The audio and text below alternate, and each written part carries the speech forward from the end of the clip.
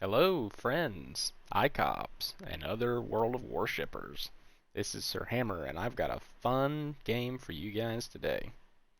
This is going to be a Kagero game, and I'm playing with Flagstaff 2016, aka Rocket, and Darkwolf782. So, the fun thing about this game is that I'm in a Kagero in a Tier 10 match. And the fun thing about my Kagero is that I'm going to be running it with a reload booster instead of smoke. So, I have already recorded this game, but now I'm recording over it again because I kind of want to have a little breakdown here at a couple points, and I want to pause it and show my reasoning for my positioning, because I think I make a couple of very critical decisions this game that really win this game for us and are very effective. And I think this could be a good example for others to show you that your decisions matter. So, back to why this game is scary. Also notice there is a CV in this game. If you are a destroyer that does not have smoke, and you do not have the luxury of having good AA, like let's say the Pan-European destroyer line does, if you get spotted by a CV, you're pretty much screwed. Because you don't have a way to hide, and you don't really have a way to shoot the planes down. I mean, the AA on this thing is just copium. Like, I don't know what the number is, but I doubt it's double digits on the AA rating. So anyway, let's start talking about what I'm gonna do. So, looking at this map, one thing you have to decide is, are you going to contest the cap or are you going to go wide? Because a lot of DDs in this case like to go the like B8, B9, C8, C9 kind of area and go wide to get around that rock and spot and throw torps and all that. That's fine if you're in a DD that can do that. Engine boost activated. Kagero without smoke, I wouldn't go out there, because if you get radared, you don't have any way to hide. I mean, you're gonna get shot smoke or not smoke if you're radared, but after that, you're just gonna get run down by the enemy DD, and then you won't have a way to hide. So it's just kind of death all around, right? Like, it's just not a good situation. So what I'm gonna do is I'm gonna play islands, because when you play the islands, you have an immediate escape. And that's something you need to think about when you play the destroyer, is how are you going to get away if you get spotted. So, the Friesland gets spotted in the cap, and now that I'm next to this rock, I'm actually going to shoot him a little bit. And fun thing about the Japanese torp boat DDs, their guns actually hurt pretty hard if you hit. So you kind of want to take these little hit and run tactics, right? So like, I shot him a little bit and immediately went behind this rock, so no one else can shoot me.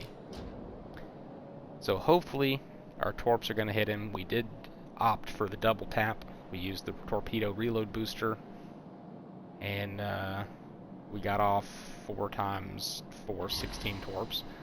And we hit this guy, and I'm going to do the 400 IQ play of shooting the torpedo sploosh, and I'm going to kill this poor Friesland in the first few minutes of the match. That's pretty rough. I would not want to be him right now. I'm sure he's still just staring at his screen with his mouth open. Okay, anyway, we don't have to worry about torps because he's a Friesland and he doesn't have torps, so I'm just going to go ahead and back into the cap. Now, you might be saying, you're not spotting for your team, Hammer. You're doing a poor job. Well, here's the deal. If I were to go over there and spot these guys, engine boost no one on my team can really even shoot them anyway. So I'm going to take this cap, and we'll worry about the spotting and the whatnot later. And luckily, the Kaga's over here spotting anyway. So I'm not really needed. So I'm just going to sit here and cap.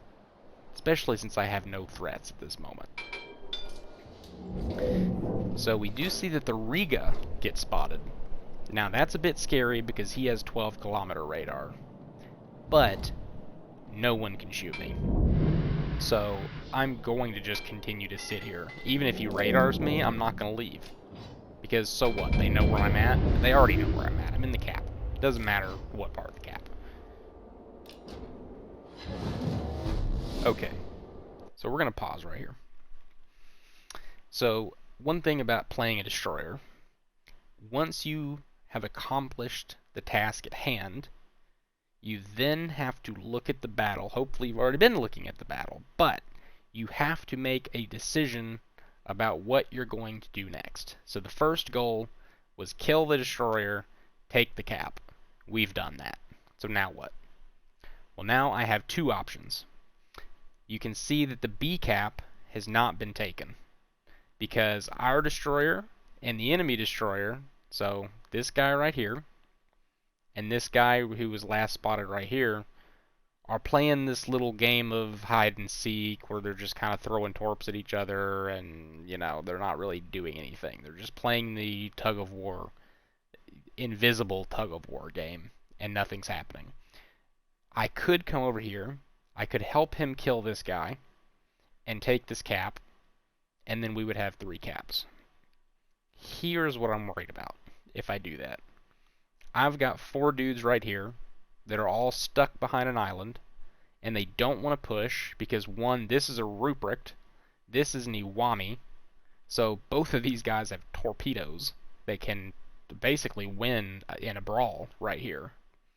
They also have intel in the form of the Riga. So this is actually, whilst our guys have an advantage, this has the potential to really slowing down the C cap. Yes, we have the cap, but I'm worried these guys are going to stall out because they don't have a lot of intel and they don't have necessarily good brawling to push around this. So they're just going to wait for these guys to push, the Reds to push, but the Reds aren't going to push. So they're both just going to sit there and look at each other. So I kind of have to worry about this, but I also have to worry about this. So what we're going to do is we are going to try and sneak this way while throwing torps this way to see if we can kind of fix both and get an opening to solve one of these two problems. But I suspect that this is going to be the bigger problem. So let's see what we do. So the first thing I'm going to do, if I'm going to move, because I do have to move, because I can't do anything here. I can't torp, I can't shoot anybody, I'm not spotting, I got to move. With that Riga being very close, I'm going to leave this rock at this vector to get out of his radar range. And even, I can still be radared right now, but if I'm radared, still no one can shoot me. If I'd gone like northeast or south or southeast, they would be able to shoot me because somebody would get line of sight on me. So I'm going to create some distance before I decide to go to another location.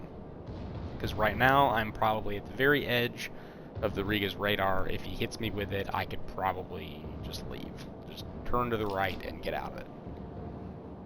So I can't see him, but in my head I know that I'm pretty much skirting this line. So that's kind of why I'm taking this wide way about of going wide. Because remember, I don't have smoke. So if that CV comes over here and spots me, the invisible DD that just got spotted in B, that whilst at the time of playing I haven't noticed him yet, if any of those people spot me, I'm kind of screwed. So I'm still going to continue to maintain some distance here. Engine boost activated. And I'm thinking about throwing torps. You can see me looking back and forth. I'm trying to decide if I'm going to go torp these guys or if I'm going to deal with this DD. And I actually opt to deal with the DD first because he's shooting at our DD and they're both spotted. This is the best opportunity I'm going to have. He's distracted. It's a great time to open up on this guy and there's no one really around to shoot me. So I'm just going to shoot him. And I kind of yoinked that kill. You gotta do what you gotta do, because if he'd gotten away or killed our DD, it could have been trouble. So, no, just kill him and worry about getting yelled at later. And I don't know if you guys heard that, but I just bounced a shell from a Riga. I have literally no idea how that happened. I guess maybe it hit a turret, because he overmatches every single part of my ship, except the turrets. So, he had to have hit a turret. That was lucky. Okay, I'm going to pause again. So you remember when I said I had to do one or the other here, but I tried to do both. So I did kill this DD at B, but also their DD died, or our DD died. So I could come in here and cap this. And I would also be able to torp this battleship. However, remember what I said about this situation, and that this is going to stall out. So in my head, when I came over here to help with B, neutralizing their ability to cap B, in my head, was enough of a win that I could leave it alone. Because now we have 2 caps, they have 1 cap, and this one's open. That means we're generating more points, and you can see we are ahead. So with 2-to-1 caps, my brain is immediately going, capping B, overkill, not necessary. Unclogging this opens up these guys to come all the way around, to come to D and flank these dudes, and we'll just pincer this whole side of the map down here. So the way that I'm looking at it, this is still the highest priority. So you can see that Dark Wolf and the enemy Ruprecht are on opposite sides of the rock, and they're probably spotting each other. I don't know if Anhalt gets Hydro, I don't remember, but either way, they're spotting each other, and the Kaga's going after the Ruprecht. So that's, again, stalled out. Everyone's afraid to push, because the Ruprecht has torps, Awami's got torps, and yeah, it's just, we need to speed it up. As a destroyer, it's our duty to make it happen, so we're going to make it happen. And normally I wouldn't torp this Ruprecht with such low HP, except for the fact that no one's in position to kill him. So yes, he's low, and yes, I'm dropping a very high damage torpedo salvo on him, but he's got to die. He's healing up, it's only going to take 1 torp, deactivated. It's got to happen. He can't sit there any longer, and I'm pretty sure at this point I am telling my guys on comms, like, hey, this Ruprecht is done, it's time to go. So you can see they've already turned in and they're speeding up, and they're gonna go around this rock. Enemy battleship destroyed. So Ruprecht goes bye-bye. I'm gonna pause one last time. So right now they are down 5 boats and we are down 3 boats. We're in a really good position, and now that people have died, the middle of the map has opened up. So one thing I'm gonna do to try and get this side to move a little faster is I'm just going to cut right through the middle of the map. There is an opening right here. No one can see me. I'm just going to come out here. I'm going to cap D, and I'm going to keep slinging torps at these dudes right here. And that's just going to allow these dudes to steamroll through here. And hopefully, I can maybe find myself carrier, right? I do have to be careful, though, because if that carrier spots me, technically the Riga and the Awami can shoot me, and technically some battleships from the other side can shoot me, but I doubt it, and I am pretty confident that I can wiggle enough to not take a lot of damage. So, the Lexington is coming after me. So you'll notice I turned my AA off, because I don't want the AA telling the planes exactly where I'm at early, and my AA is hot garbage anyway, so there's no point in leaving it on until the planes have actually found me. So they do find me, and I decide to turn my AA on. It's probably not even going to take a plane out, but it's at least going to put the impetus on him to strike me, so he can't just sit there and spot me indefinitely.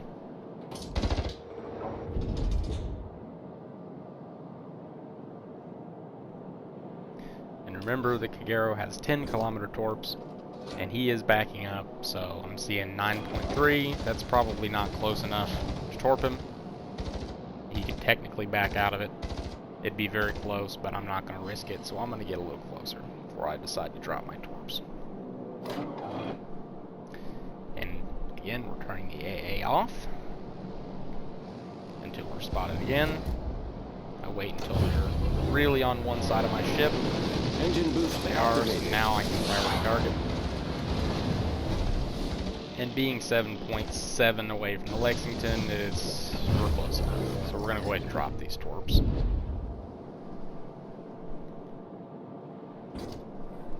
and we have the cap. So it looks like the Iwami was taken out. That leaves just a Riga that is able to shoot me, and he's got 3 people bearing down on him, so he's really not worried about me right now. I pretty much just have to deal with this Lexington, so I'm gonna shoot the Lexington. I mean, he knows where I'm at. Yeah, the Riga tickles me a little bit. Ooh, and the Lexington slaps me pretty hard. The ship is on fire. And I put that fire out immediately because I'm Problem solved, very sir. confident I can dodge the Riga shells, and I do, so it's not a problem. Ideally, you wouldn't damage Con 1 fire, but sometimes if you're confident, you can just do it. And we do torp the Lexington out. And that's the benefit of the torpedo reload booster, because if we had smoke, yes, we'd be safer. But we wouldn't have torped that Lexington out, and he could have potentially killed someone else on our team, continued to threaten me, or whatever. So sometimes the torpedo reload booster is better, and I'm not here to tell you, oh, smoke is better or the reload booster is better. Both are viable. They're both different playstyles, and you kind of just have to decide which one you want to play at the moment, because you can switch it out as much as you want. So kind of whatever you're in the mood for, you just have to know, alright, I don't have the smoke, I need to be a little more careful, right?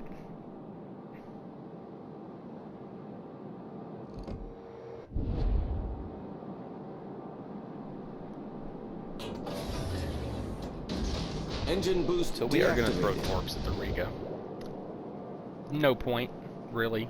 He's going to die before they get there, but just in case some shenanigans happen and he one-shots Rocket and detonates Dark Wolf, and the Ismo doesn't have a shot, I will throw the torps just in case, and I don't have anything else to throw him at, so why not?